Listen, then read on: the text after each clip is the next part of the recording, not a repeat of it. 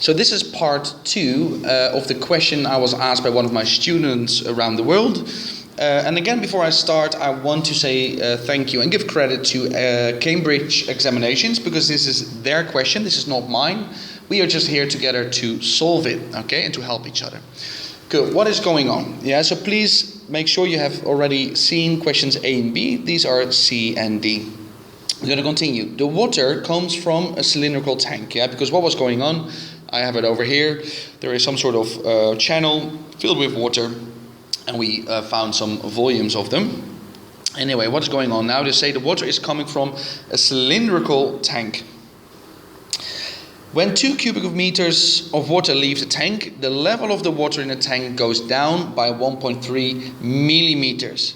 Yeah, that is in bold, so I deliberately shout it out. Even if I'm reading it mentally, I'll say mentally in my head, millimeters. Calculate the radius of the tank in meters, correct to 1 decimal place. Okay, so I have to give it in meters. And I shouldn't forget at the end to do it correct to 1 decimal place. Okay, so put a little box around that. Okay, now all my units are in meters. 2 cubic meters. My answer should be in meters, but the height is in millimeters. So I'm going to convert that to meters. Yeah, because my units have to be the same. So 1.3. First, I will divide that by 10, because you have 10 of them in a centimeter.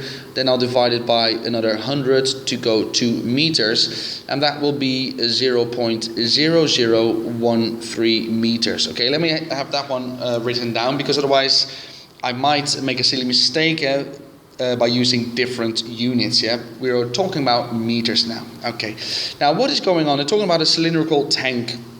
So let me make a sketch of a cylinder, because that is always very helpful if you do that, because then you can see that's a cylinder like that. Oh, that is, it's difficult on this pad to draw properly, but I think we all know that that is a cylinder, and that is filled with water. Let's say up till here. Yeah, so there's water inside my cylinder. Okay, and let's say there is a little tap at the bottom, and out of that tap the water leaves it. What was it again? 2 cubic meters leave. Okay, 2 go away. 2 meter cube go out, and then the height changes. The height goes down by 0.0013 meters. Okay, so it makes sense if water leaves it at the bottom that the height of the water goes down. How much? 0.0013 meters. Okay.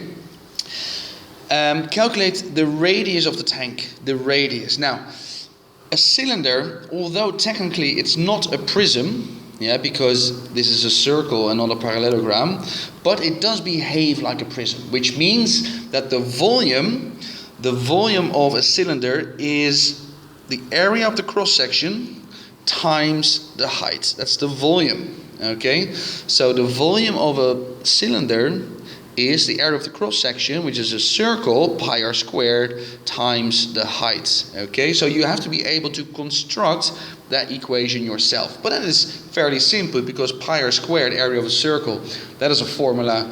When your mom or dad wakes you up at 2 in the night and they ask you, what is the area of a circle? You should be able to say pi r squared, and then times the height. Makes sense, doesn't it? Alright, that's the volume. Now, what do they say? The volume is 2.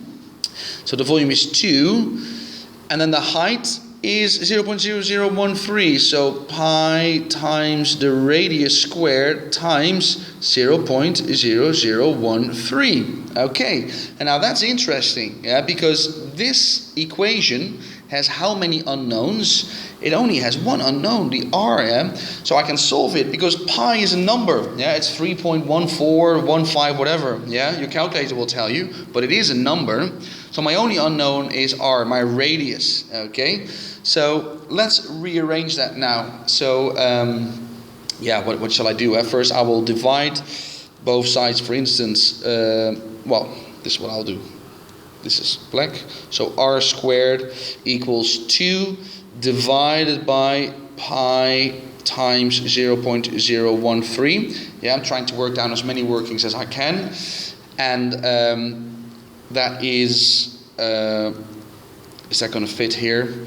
489.7075172. I don't round yet, yeah, because I'm not done yet.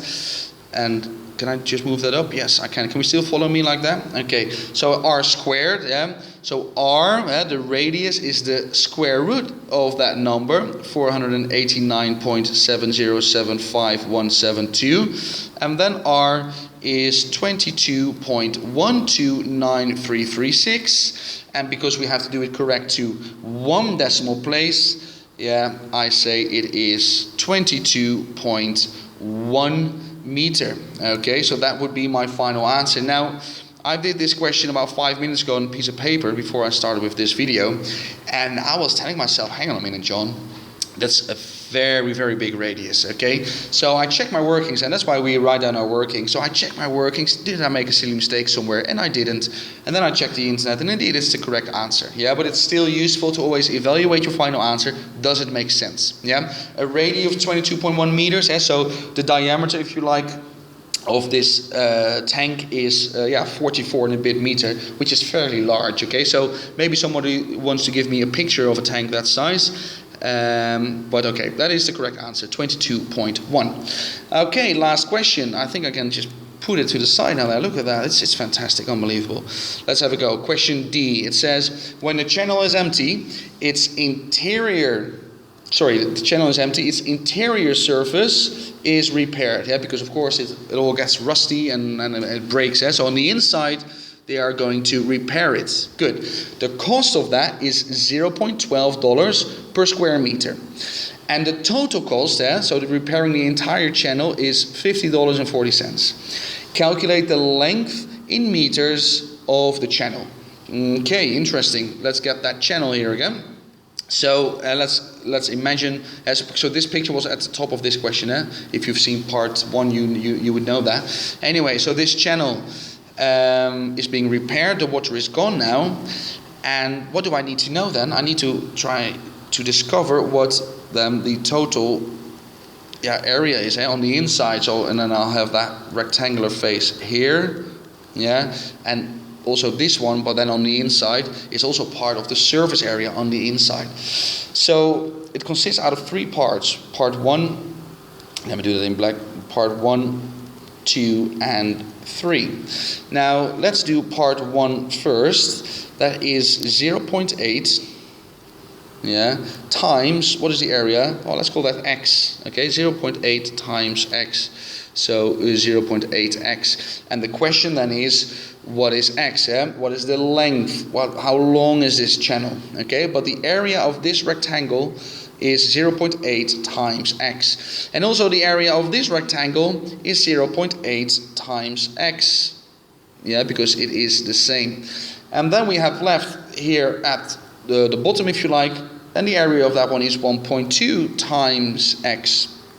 So 1.2 times x, and that is 1.2x. So the total surface area on the inside, would be the addition of this, which is 2.8x.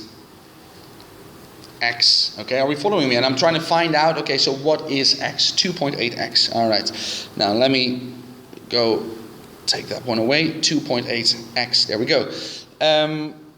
What is important now? Well, they say the cost to repair it is 0.12 square meter.